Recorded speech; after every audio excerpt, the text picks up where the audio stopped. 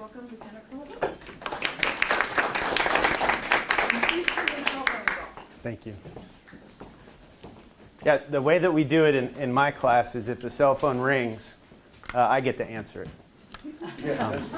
And that's a lot of fun because, you know, that the person on the other end doesn't really know what to do. So I'd like you to think of me as Josh Brooks. I'm just another human being on the planet. The title is something cool, but you know, it doesn't define me. What is your? I met Joyce, and I met Claire. What's your name? Alyssa. Alyssa. I'm Josh Brooks. We're not going to have problems, are we? No. Would you help me? You want to be a volunteer? Sure. Could you pass out my business cards, please? Cool. Thank you. All right. So, humor is one of the ways that leaders lead. Humor is one of the ways that we work through some of the issues we're going to talk about today. Humor is a very valuable tool in any profession, I would submit. So Alyssa is passing around my business card. It's got my Georgia State email on it. It's got my contact information. If I can ever be of service with regard to, what's that? You're going to need more. Am I? I thought I brought enough. Okay, well, pass them, you know, one or the other, and everybody can write it down. Or maybe you're not interested and you don't want it, then just move it along. Sorry about that. So if I can ever be of service with regard to military science, leadership, leader development, some of you will go on to research. And welcome. How are you? Cool. You want to sit up here with me? No. Okay. All right. If some of you will go on to do research, if you need help if you need a cultural advisor for the military, give me a call. I enjoy really helping people out. So we'll start off with a little humor. I like the fact that the average age of this class is a little older. I normally teach to 19 to 21-year-olds as my average age. So I thought I was coming in here for a similar demographic. That's why I brought my smartphone. I was going to text you guys the lesson, right? We could go to GroupMe and chat it out. But alas, that is not the case. So, like I said, humor is one of the things that soldiers do well. And for a large reason, it's because they either consciously or subconsciously are trying to achieve wellness. Whether they have or haven't had some sort of traumatic stress in combat or in normal military operations, okay? So one of the things that we do is we think about how to get at wellness. The acronym that I find really well is SPEM, spiritual, physical, emotional, and mental. Spiritual, go to church, have some other spiritual experience, meditate, what have you. Physical, exercise, diet, weights, cardio, body composition, proper hydration, proper rest, etc. Is that Moe's? Smells good. Smells good. I don't know that I'd want to do pink Gatorade with it, but what are you going to do? I'll skip emotional. Let's go to mental. Exercise your brain daily, right? I work over at the Army. I do some cool stuff there. I just started a nonprofit foundation that requires at certain days great mental energy, but that is a good way to maintain wellness. And then let's go back to emotional. This is tough for, you know, big, tough military guys. Do you believe I'm a tough military guy? You? No. All right. Wasn't very convincing. How do we get at emotional wellness? Well, 9 out of 10 military guys are going to be like, potato, horseradish. I don't want any part of it. Okay?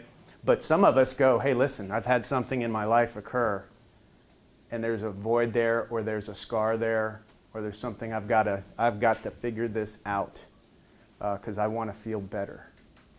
So I went to this really cool website. If you haven't been to it, I strongly, you got to write this one down, people. Right? You ready? www.google.com.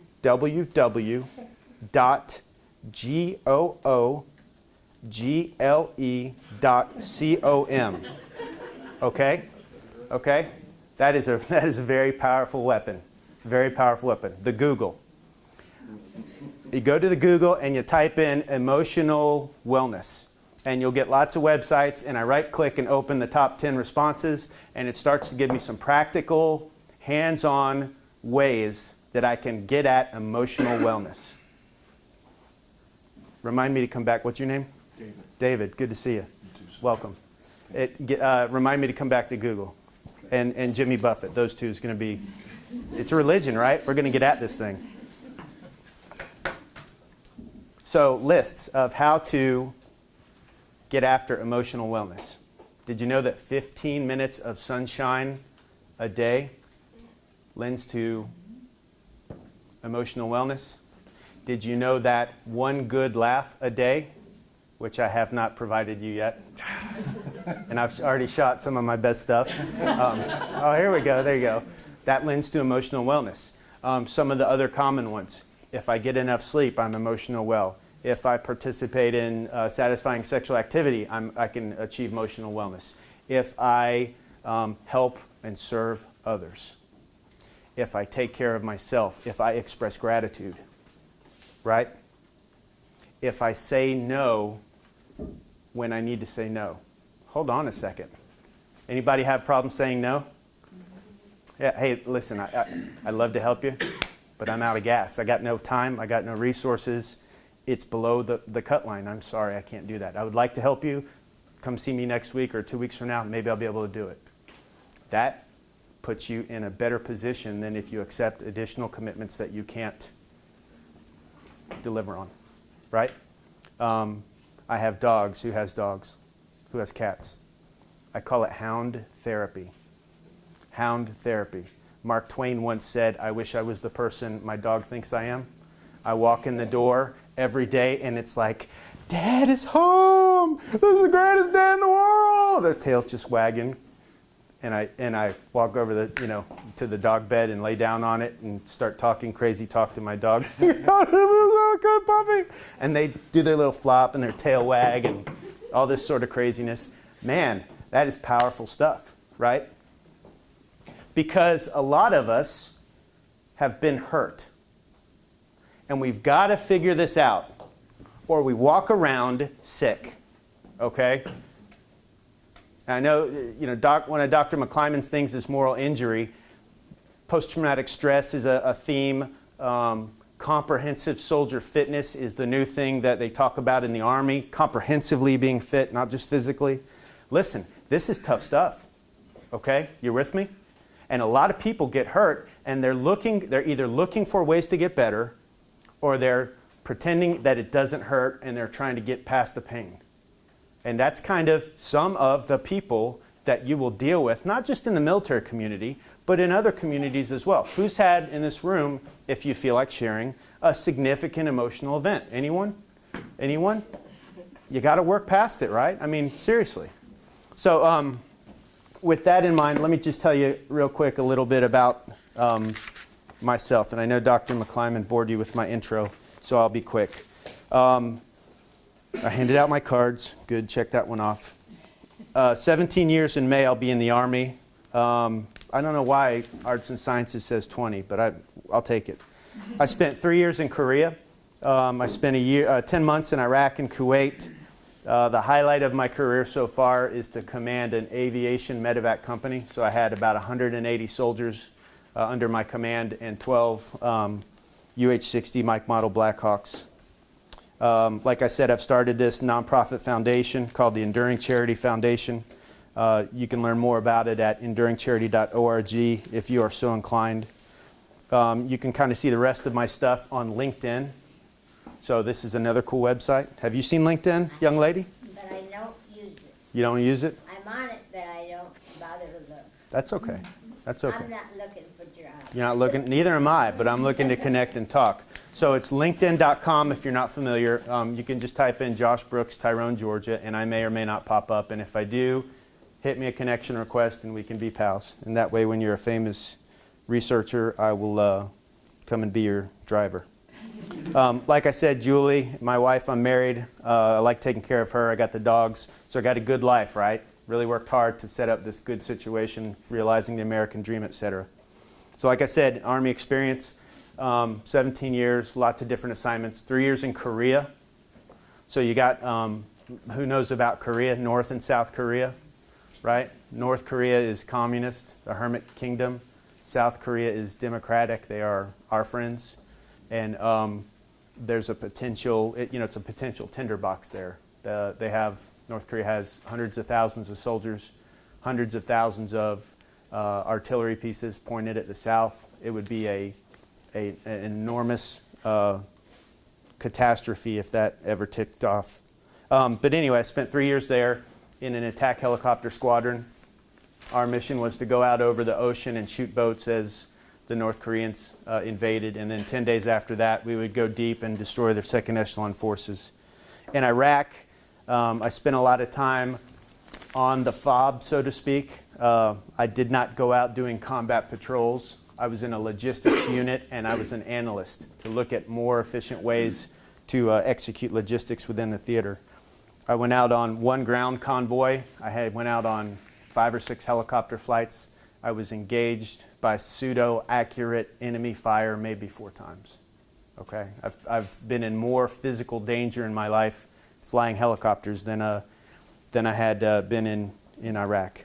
Okay, so I went to Iraq, came back, did my thing, no real problems there. They wanted to, are you okay? How are you feeling? Post-health assessment, post-health deployment reassessment. I was fine. I didn't have any traumatic stress from Iraq. So I hit another assignment. I got picked up for school. I went to school for a year, a military college in Fort Leavenworth, and then I got picked to go command this helicopter company. Okay, and they said, check this out, new helicopter company. We're going to send you there. You're going to stand it up. And oh, by the way, we just kind of made this thing up. We didn't program it for the last 4 or 5 years like we should have, so you don't have a lot of the resources you should have. So ready, go. Are you flying yet? Let's go. What's the problem? So it became a pressure cooker of stress. I'm trying to do something. I'm trying to get a job done with 20% of the resources. And I had some interpersonal conflict with a very senior figure. And it became a situation where I had to stand up for a couple of my officers and risk my career, right? Here I am 12, 13, 14 years, or maybe 15 years in service. I get to 20, I get the retirement, okay? Big deal. Risk your career, stand up for your guys, or throw your guys under the bus and protect your career. And it's a really stressful situation. And I know a lot of us can sit here in the classroom and go, well, you stand up for your people. That's all you do. I mean, 10 times out of 10. Well, yeah, except I got the wife, I've got the livelihood, I've got 15 years invested. I sure don't want to lose this thing 5 years out. I mean, those are just the practical considerations. And, young folks don't really understand that. I think a group of this maturity might be able to kind of relate to that. I mean, you got to provide for your family. So this created a great deal of stress for me. And I was hanging on by my fingernails. And at the end of the day, I came to the conclusion that if things happen, I'll be successful wherever I go. So I sided with my people, and ultimately my career was not jeopardized. But as soon as we were out of danger, as soon as the issue had been settled and my 2 officers were good, and I knew I was safe, I had a massive panic attack and was admitted to the emergency room because I thought I was having a heart attack. And they admitted me and they checked my heart and they shoved the scope up my leg into my heart and everything looked good. You're fine, Brooks, get out of here. And I kept having panic attacks and I kept having anxiety. And something ain't right now. And now I got pain in my arm and my arm ain't hurt, right? So, I was put on the path of looking for wellness. Put on the path looking for wellness. So that's kind of where I'm at. I just wanted to talk about SPIM because this is my new thing. A couple other things. Are there any real people in the classroom opposed to the military? It's okay. Are there any major pacifists? Right? No? Are there any pro-military people? You're a major pacifist? I can't claim to be a major pacifist. I am sort of an aspirational pacifist. Uh-huh. Aspirational pacifist? Yeah. All right. Opposed in what sense? Yeah. What sense? I know that they're necessary. Uh-huh. But would you go? Would you go? I would need way more information. Somebody would have to be over here before I probably, even though I have family members. Somebody have to be over here? Yeah. All right. Has anybody ever been over here? History lesson? Civil War. Huh? Pearl Harbor? Who's talking over there? British were here. The British? Roger. Bay of Pigs? Yeah, that was us going over there. Yikes. That went well. How about the Germans during World War II? Were they over here? Isn't that some interesting stuff? That's one of my favorite pieces of military history. Nazi Germany sent submarines and they sank vessels as far west as Texas. So check this out. These guys get in these submarines, which is just tough living, across the Atlantic. That's a quick jump, no problem. And then they go and they sink boats in the coastal waters of the United States. That's madness. But I ask if anybody is categorically opposed, to the military. And the reason that I say that is because there are some reasons that's kind of you live in the country, you think you ought to support the company. But there are other reasons why that's okay. That's okay, right? I mean, I'm in the military, I turn on Fox News and it turns my stomach. It's like, stop with all this hatred, Sometimes I turn on MSNBC and I see the opposite perspective, but not as much, nearly not as much. But there are some stereotypes with military folks, are there not? What are they? What are the common stereotypes?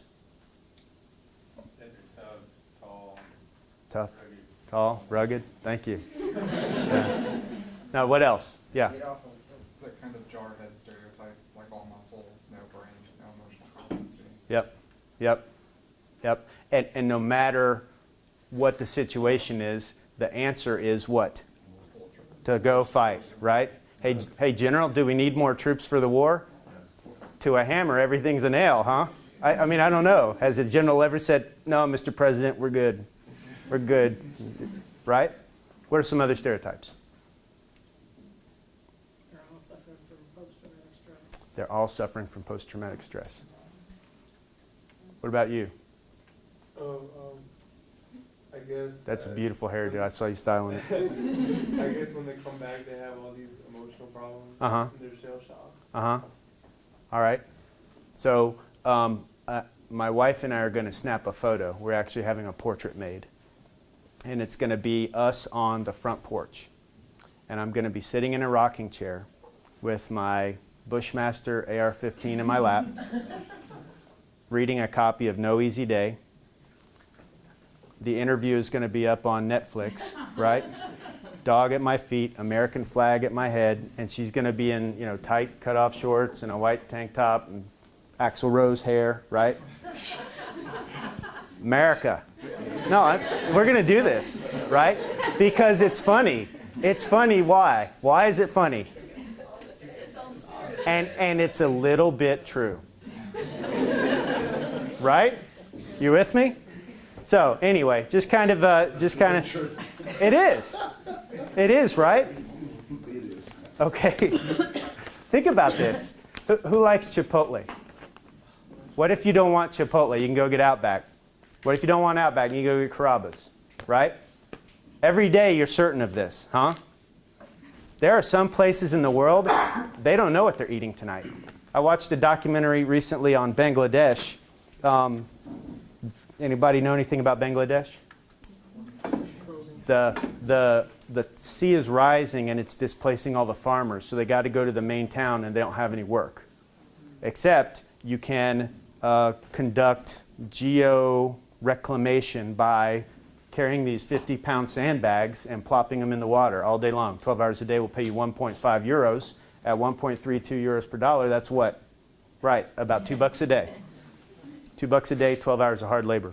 That's enough to buy your family chicken skins. Not chicken breasts, boneless, skinless like you get at Publix.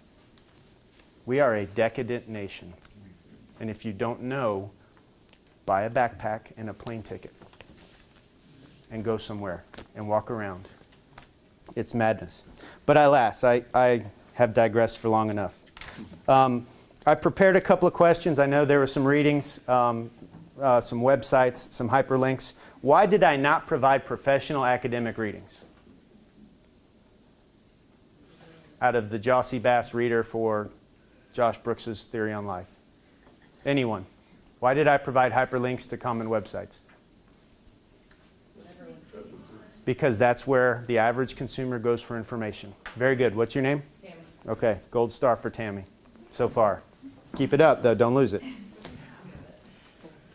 These are websites, CNN, Forbes, YouTube for hubris selling the Iraq War, Washington Post, Reuters. Some of them are a little bit more obscure. Fox News, right? There you go.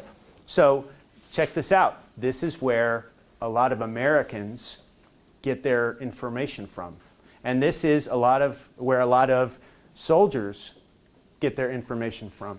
And soldiers might or might not be different than regular Americans with regard to how they digest information. I'm not sure.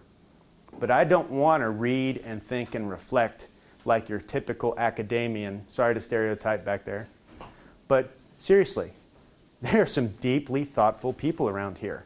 And soldiers are not that way. I want the 5 W's. I want it in 30 seconds. I want 70% of the information so I can make a decision so we can start loading the truck and moving out. Right? So sometimes that's good. That allows us to move quickly. Sometimes that allows us to move quickly in the wrong direction because we don't have all the info. So anyway, I put those up there for you, and then I posed a couple of questions. First one, why did the United States and its coalition invade Iraq? Were those responsible for the 9/11 attacks presently in Iraq prior to the invasion? In the early 2000s, did Iraq pose a tactical, operational, or existential threat to the United States or its allies? Why or why not? So, who would like to open the floor? Ma'am. So the main reason for going over there was because of weapons of mass destruction. Saying that Was it? weapons of mass destruction, saying that Iraq had those mass destruction weapons. And then another reason was because they said Al Qaeda was there, but they weren't actually that present until after America got there. And I forgot the third question. Right. So, well, let's talk about this. Why did we invade Iraq? I heard you say weapons of mass destruction. So they had the yellow cake.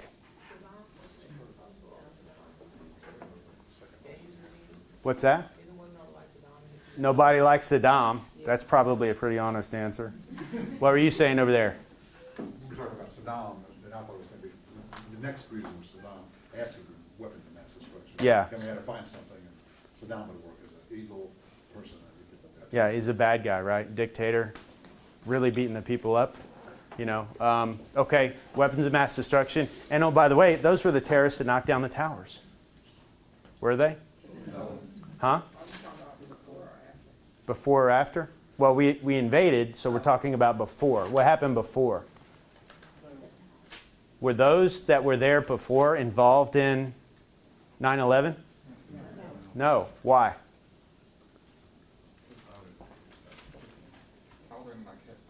Hated the Iraqi regime as well. Yeah, and what specifically which party within Iraq? The only party. The Ba'ath Party, right? The Baathists, led by Saddam, who actually rose up through the ranks as one of their major thugs and executioners, they didn't tolerate anybody else, any other political points of view. Osama bin Laden and his gang would have been tortured. Their families would have been killed. Their buildings would have been leveled, right?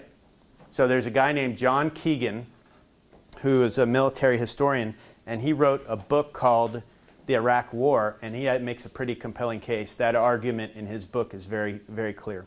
Okay, so Next question. Those responsible for 9/11 present in Iraq prior to the invasion? No, we just said Al-Qaeda was not there, and everybody knows Al-Qaeda was responsible for the 9/11 invasion, unless you've got that conspiracy theory that, like Pearl Harbor, we let it happen. It's okay if you have that theory in mind. You're laughing in the back. There are folks out there. Huh? Well, you can go to the google.com. Yeah. Yeah. There's always going to be the conspiracy theory. Okay, so prior to the invasion, did Iraq pose a tactical, operational, or strategic threat to the United States? In the first Gulf War. In the first Gulf War? They posed a, which one? When they invaded Kuwait. Okay. Were they a tactical threat, operational threat, strategic threat? Allies. You included allies in your first. Sure, sure. Okay. So what's the difference there? Tactical, operational, strategic? Anybody? Or existential, I'm sorry. Coming here. Okay, so existential. Let's talk about that, because you guys probably know a little bit about that, being all philosophical and whatnot. What is an existential threat?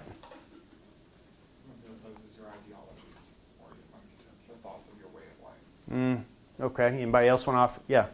Somebody who's a threat in theory, they're not immediately a threat, but they could be. Okay, anybody else? One that is created on its own. Okay. Ma'am? I'd say it's like a bigger than yourself kind of thing. It's, the basis of it isn't, it's not really concrete, I guess. Okay. The way that we speak about existential threats in military operations is that it is a threat to one's existence. It's a threat to one's existence. So, in that regard, North Vietnam, threat to the United States' existence or no? No. Was not an existential threat during the the Vietnam conflict? How about Iraq during Gulf War I? Existential threat to the United States? No. How about its allies? Yes. Yes, right? It was invading Kuwait. Saudi was next, probably. Okay. How about the Taliban? Existential threat? No. Anyone? Anyone? Bueller? See, my young kids, they're like, who's Bueller? No. How about China? Is China an existential threat to the United States? Potential. Potential? How? Nuclear weapons. Nuclear and potato, tomato. We can shoot those down. Say we can shoot their Huh? What? Doesn't China initially pose more of an economic threat? She is solidifying that gold star. Yes, Tammy, that's correct. Yes, that's correct.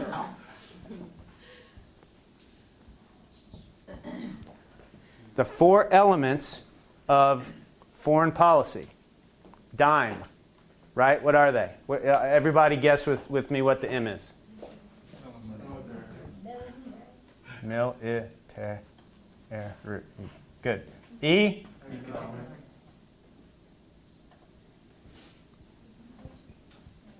How about D? Diplomacy. Very good. What's your name? No, I'm Josh. We're going to call you Ted for the rest of the class. No, I'm kidding. I'm kidding. Okay. I? No. Information. Information.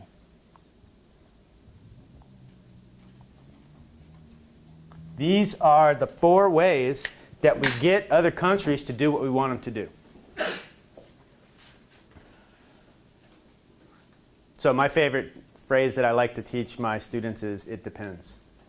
Existential threat, China, it depends. Are you speaking militarily? Probably not. Information, they're doing lots of crazy cyber stuff, industrial espionage, hacking stuff, and all this sort of business. Economically, perhaps, right? Perhaps.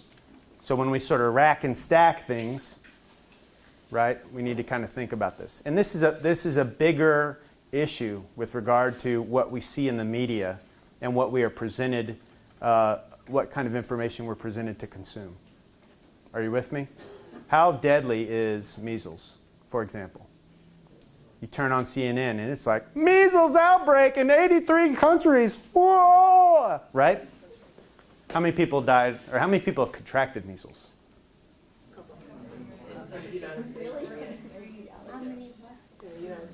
In the United States, with this little current outbreak.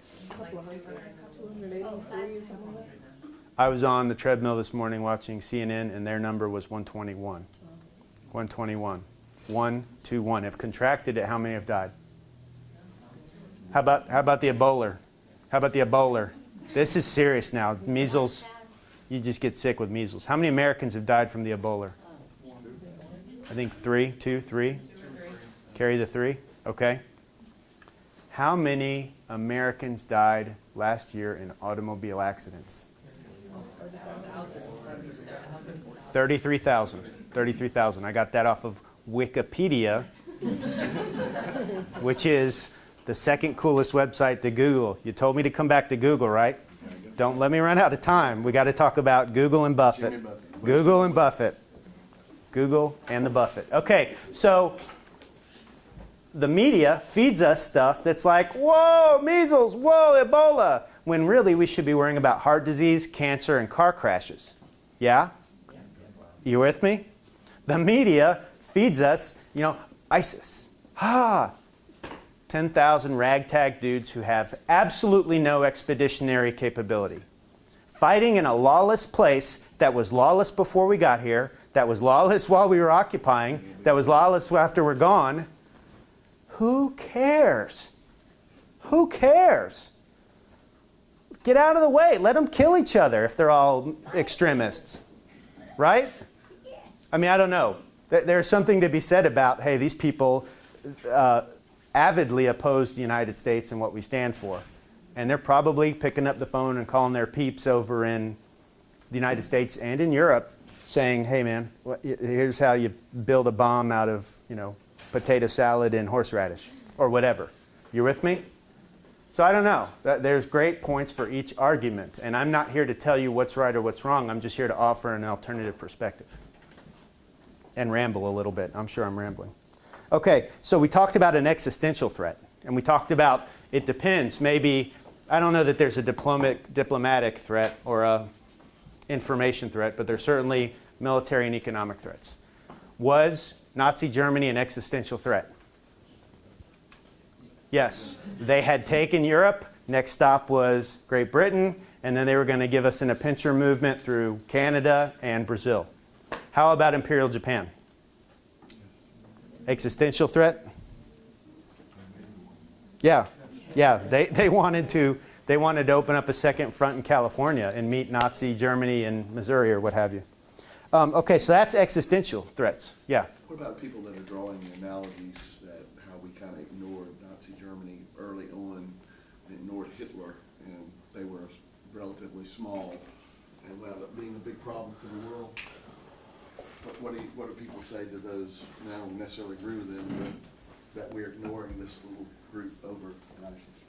How is Germany and the country Germany and 2, 3 allies at the beginning?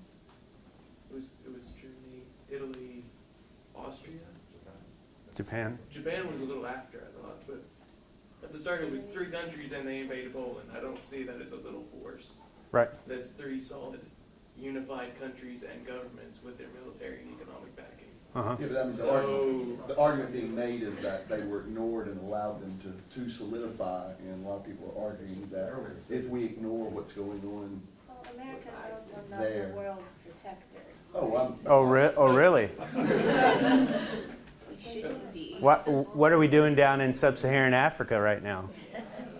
The U.S. Army is setting up tents and doing Ebola stuff, right?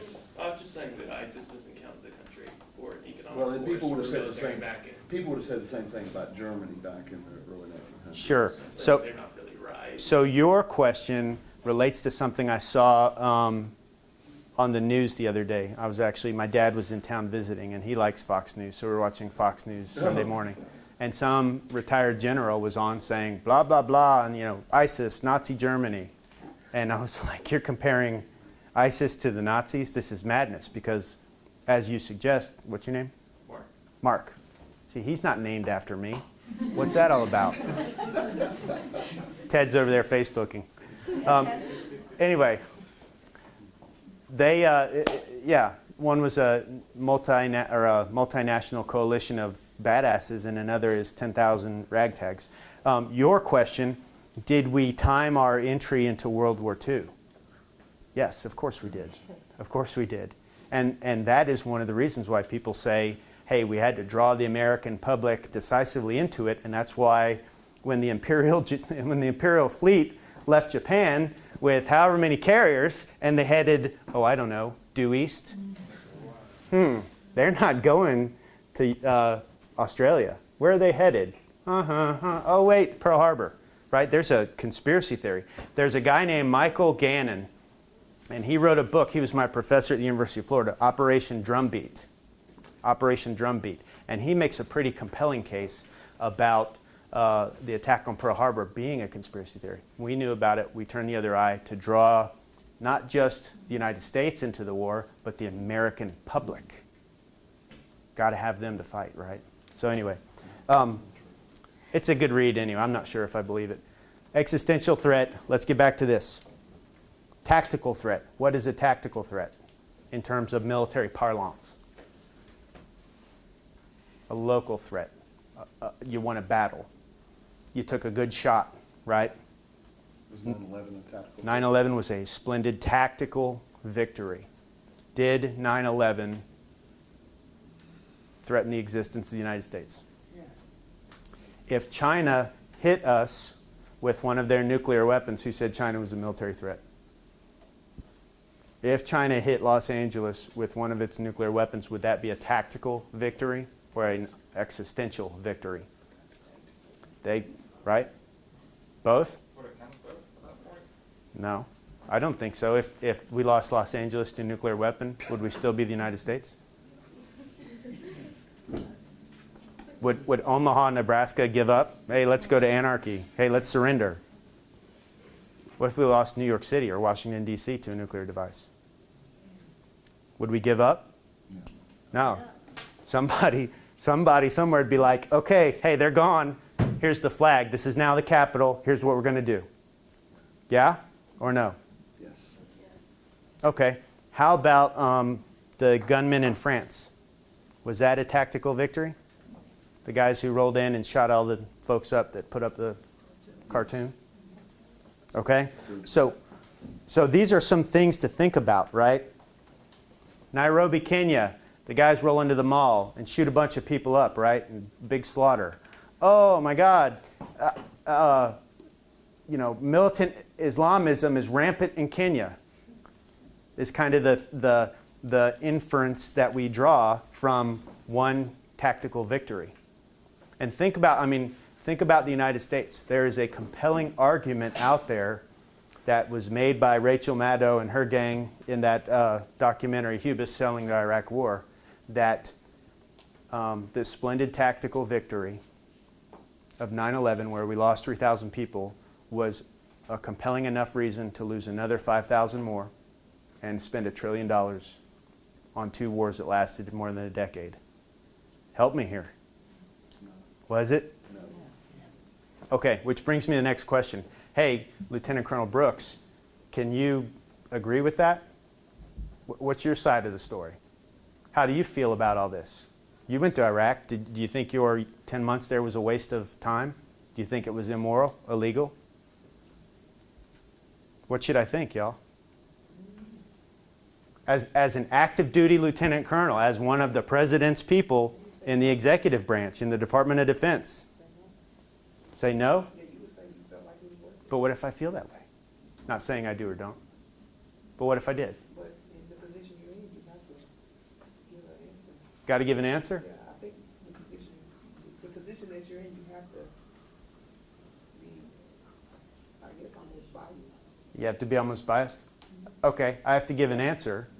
What are my options? A is yes, B is no. Is there a C? No. There's not a C? I don't think you have a Yeah, you B. can ideologically feel one way about it, but you're still an active officer.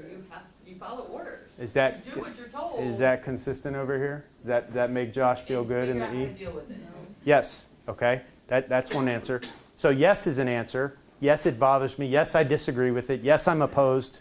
Or another answer is, no, I don't disagree with it. No, I'm not opposed. What's my third answer? Well, in the middle. Yes, that's what I'll do anyway. Yeah. That's an interesting one. What's your name? Laura. Laura? This room is really it's kicking y'all's butt over here. What's going on? What else? Huh? Resign from knowledge? Well, we're not there yet, but that's an option. How about this? Hey, I took an oath. I said I was going to support the Constitution and follow the orders the President gave me. So it's not my place to care or not care. It's not my place to decide. I just do what I'm told. Huh? Like in Saving Private Ryan, when they're going out for the mission, and they ask him, what does he think of the mission? And he gives his explanation. He's like, well, what if you weren't in charge? What would you say to the men? And then, but he gives the answer saying that, I think this is a great mission, sir. And so kind of like that is what it may be. Sure. Sure. Okay, so are there options? I mean, this is the oath that we as soldiers took. And if you violate that oath or you look like you're violating that oath and you're in my command, that's going to go bad for you. Well, yeah. And if we're peers, if we're soldiers among ranks, that's dangerous too, because we're going to peer your ass out. Excuse my French. If my profanity offends you, please let me know so I can apologize. I have to say that. I'm doing really good. The filter's on. I haven't said the F-bomb once. No. Okay. I got it all out this morning. What if I can't? No. This cadet didn't do what he was supposed to do. Oh, okay, gotcha. You know, and we're not even supposed to use profanity there, but it was kind of, I kept out and say, excuse me, no, I didn't mean that. Let me say this instead. Can I have that one back, please? So, what if you can't reconcile that? Hey, it's not my concern. That's well above my pay grade. They said go do it. It's a lawful, moral, legal, safe order. I'm obligated to do it. We're going to get her done. Yeah. What if religiously it conflicts with your beliefs, what you're going to do? I like it. What if it religiously conflicts with you? What if it morally conflicts with you? What if you can't do it based on your religious, moral, or other convictions? Yes? Exactly. You can raise your hand and say, I conscientiously object to this. After you're already in? Sure. Happens all the time. And then you can do it before you went in. Yeah. Now, we're enjoying all the benefits of military service over here on Fort whatever, right? I get good pay. I get 30 days of paid vacation a year. My family gets free medical and dental. I get free medical and dental. 20 years I get the retirement, defined pension from day one. I mean, it's good living. Military is not bad in service. Get to play with guns, big ones. I mean, cool, yeah. Okay, and then down comes the order. Hey, y'all are going to, you know, the worst place in the world to fight somebody because, you know, they invaded this other nasty country, and it's just this nasty place we would never visit voluntarily. Ready, go. And 2 or 3 guys in the unit raise their hand. Oh, I'm a conscious objector. Guess what? No, you're not. You're a chicken shit coward. Excuse my French. And as we, you know, if you had it good, now you're either going to pay the price. If we made a deal and it's time for you to owe up to your end, or we're going to send you to non-judicial punishment, because that's cowardice. That's not conscientious objection. Saying I object when the deployment order comes down is no bueno, right? Saying, hey, I've given this a lot of hard thought. We went on that last patrol, and the things that we did, I can't do anymore and live with myself. I object. Okay, we got a way to process you. You understand the difference? So, and that's kind of spoken to our second question. How do American service members who disagree with tactics and or moral justification of conflicts balance their personal feelings with their obligation to serve? Is there risk here? Can faith be useful in reconciling these issues? How much time do I got? 25 minutes? Cool. Can faith be useful in reconciling these issues? According to the Josh Brooks model of SPEM, yes. Right? Yeah. I would argue that faith costs more of the issues. The cause? Because you're gonna have a whole lot more problem with most of the things you have to do in the military while employed because of your faith. Really? You might. Did the Crusaders feel that way? I don't know that the Crusaders are being true to their faith, to be honest, but They thought they were. They thought they were. So, ergo, I mean, you can work it however you want to. I mean, if you look at that from a constructionist perspective, that individuals construct their own reality, they were being true to their faith. Fair enough. How about the radical extremists that are doing things like beheadings and setting their enemies on fire and some really awful other stuff? You know, she didn't want to marry him, so she married him, and that's against what we said. So we're going to honor, kill her, and stone her to death, right? You with me? Yeah, they think they're doing right by their faith. But let's not get on the fringe. Let's say, you know, moderate, Jewish, Christian, Catholic, even Muslim goes over, has problems with what he or she sees and does. We said how they reconcile it. You know, one of the ways that we reconciled is we just put it above our pay grade. I'm just doing what I'm told. And that's kind of like, what a cop-out. What a cop-out. But sometimes you got to do that to get to tomorrow. Or if they don't agree with it, they can raise their hand and say, I object, I got to go. But how about faith? Can anybody think of a way that we could use faith? I Yeah. have a brother who got a dishonorable discharge because he didn't want to. He was supposed to be in Germany deployed to, I think it was either Afghanistan or Iraq, and we're Muslim, and that's a big no-no for Muslims to shoot at, kill other Muslims, and put in that situation. And he wasn't allowed, so they were going to deploy him. So he punched his superior officer so that he could be arrested. And when he got out, they said that you're still going. So he punched the superior officer above that superior officer. Then he got dishonorably discharged after serving like 6 months in prison. Yeah. Punching superior officers will do that. Yeah. Well, no, I mean, and a lot of people who have these conflicts got to go get a lawyer, right? Because Private Schmedlap fighting Colonel so-and-so and General so-and-so, Private is one of the lower junior enlisted soldiers that do the fighting. Generals are the upper and senior management. Private so-and-so fighting General so-and-so, that's an unfair fight. But Private so-and-so lawyered up with a good military lawyer that walks in and goes, I don't care what your rank is. I'm a civilian. Here's the law. Have a nice day.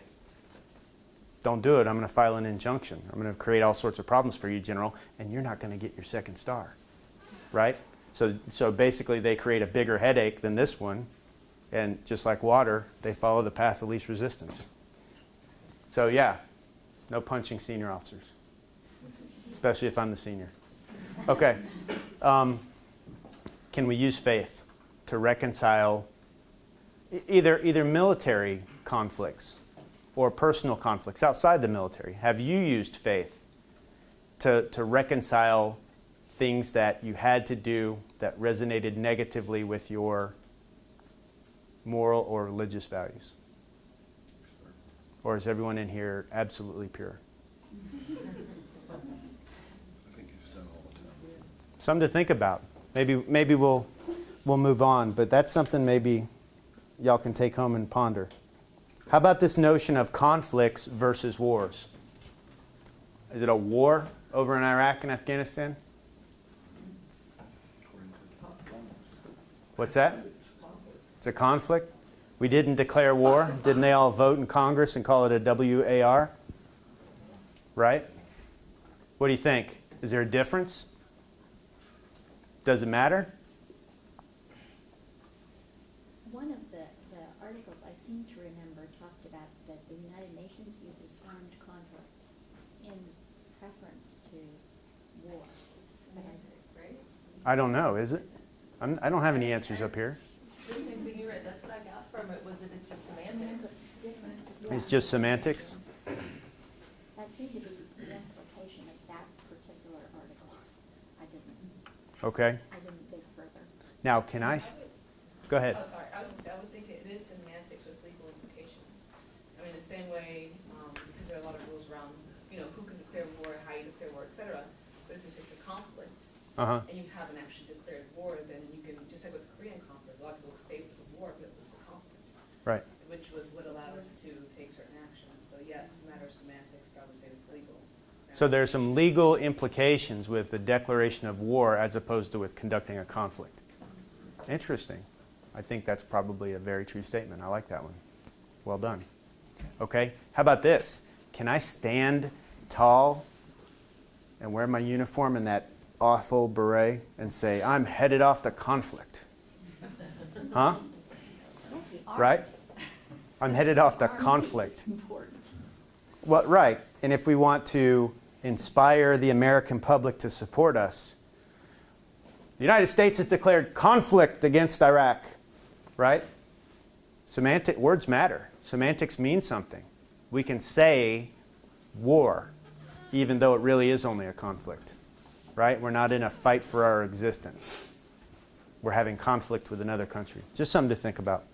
And then, how about this one? War on terror. What do y'all think about that idea, the war on terror? At what point do we go from inspiring the American people to support us to emotional manipulation? Like, when you have a country or a group that does a tactical attack on you and you want to respond, that's a conflict. But when you're on terror, like, what's the face of that? Like, at that point, you're kind of creating shadows. And where do we go from there? Yeah, I like the way that you said that, right? And you're more with an ideology instead of an animation, actually. Or an emotion. Or an emotion, right? Terror doesn't necessarily have to be an ideology. It can be an emotion. Hey, let's have a war on giddiness. Right? Can we ever completely win a war on terror? Like, you'd have to, save people from shark attacks. You with me? Right. Right. So why did we pick war on terror? It's beautifully vague. We're back to semantics. Words mean things, right? Because it stirred up the emotional response that you want in the public. And which word? Terror is the one that stirred up the emotional response. And what kind of person is linked to that word, terror? Terrorists, right? Oh, they're terrorists. Watch out. What is a terrorist? Can anybody give me a definition of a terrorist? How much time do I have? I got to get to Buffett. Okay. So let's call 7. Anybody commits an act of violence based on ideological, religious, or political reasons? The goal of terror, with the goal to scare everything. With the goal to scare who? And terrorize who? Okay. What did the United States do in Dresden at World War II? Firebombed them, right? Just get over the city, open your doors, and rock out. Doesn't have to be an industrial target. Doesn't have to be a military target. Just get over there and bomb the snot out of them so those civilians will pick up the phone and call their congressman and say, whatever y'all are doing, stop that. I don't want any more bombs, please. Right? Was that terror? Absolutely. So we're terrorists too? Of course. Here's a thought. 9/11, splendid tactical victory, a terror attack, right? I think 99% of the American public would say that's terrorism. If not terrorism, what tactic can those folks use against us? Can they meet us in a fair fight on the battlefield, mano a mano? No. So when you deprive them of all these different options, what do you expect them to do? Resort to Nonviolence, like in India. nonviolence? Yeah. You need to visit the Middle East. Violence is in their DNA. Fire. Yeah, they're cutting people's heads off and beheading them. Which reminds me of a story. There was a gunfight in a battle in Afghanistan. Keep me straight. I got you. There's a gunfight in a battle in Afghanistan, and this one guy went over and participated in it. for the bad guys. And he was supposed to be friends with us. I mean, we're talking to him, we're having tea with him and all this sort of stuff. So next day, he's back in his village doing his thing. It's like, hey, man, you were an armed combatant against us in the valley yesterday. We're arresting you. Why'd you do that? I thought you were on our side. He's like, I'm not on anybody's side. But there's a battle in my valley. And I'm not going to be the guy that didn't participate in the battle in my valley. If there's a fight in my valley, I'm going to go fight. I mean, this is something I'm going to tell my grandchildren about. You with me? I mean, that's kind of the mentality. So, any case, the purpose of me coming up and just talking, and I know I've rambled a little bit, and that's okay because that's what military folks and especially aviation officers do, is they kind of bounce all over the place. But I just wanted to kind of pose a couple of questions and share some philosophical thoughts and kind of just share with you some ideas, just to kind of give you a perspective of what some of the issues are with regard to war, peace, and religion from my perspective, from the perspective of the military officer, or the thinking military officer. I try to think, anyway. And then I'll just leave you with one last thought before we talk about Google and Buffett. We talk about war and peace. Is that it? Is that all we get? Two options? We can be at war or we can be at peace? No, there are other options, right? What was the Cold War? Was it war or peace? It was in between? How so? Perhaps peace with a side order of containment, right? We're trying to contain the spread of the communist ideologies in the Soviets. Peace with a side of containment, right? How about now? Are we at war? How about 2005? Were we at war or were we at peace? Huh? People were dying. So. Tammy. Really? Walk down the streets of the United States in 2005 and tell me we were fighting anything. Right. Isn't that where you have this abstract idea of war that's happening in another country, but Americans are actively involved, and the military, the U.S. military is actively involved, even though it's not on our shores. What? I was at a volunteer army has an influence here that people, it's a very small group of folks doing the fighting. And most Americans have stayed as far away mentally and physically from that as possible. As opposed to World War II, what was happening in the States. Even Vietnam. The ladies were headed off. Rosie the Riveter.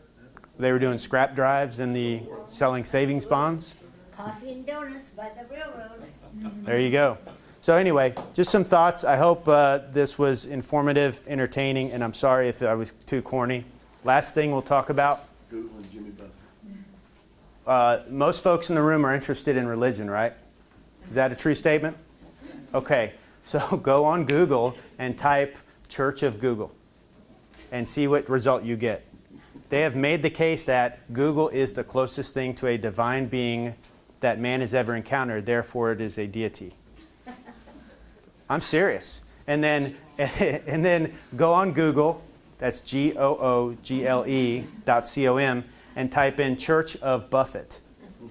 And there is a group down in southern Florida that they have set up a moral code as it relates to the earlier albums of Jimmy Buffett before he sold out, right?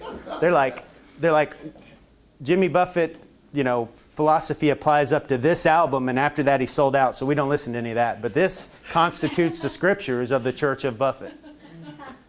So, I don't know, maybe a lighter side of religion, maybe not, maybe something to ponder.